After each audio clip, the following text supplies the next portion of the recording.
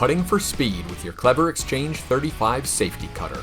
The Klever XChange 35 allows you to keep the handle and simply replace the head.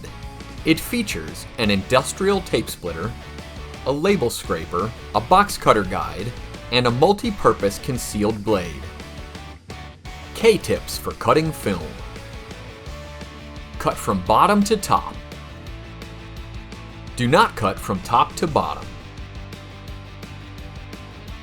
K-tips for cutting plastic banding. Cut downward at 45 degrees.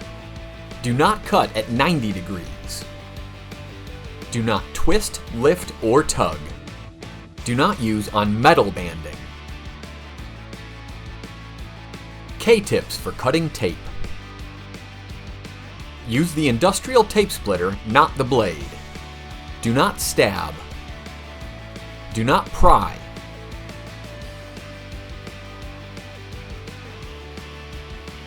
Do not use on duct tape. K-tips for cutting boxes. Use the box cutter guide to correctly angle the XChange on single wall. Then pull steadily away from your body. Use the box cutter guide to correctly angle the XChange on double wall. Then pull steadily away from your body. Do not use on triple wall, corrugate or gaillards.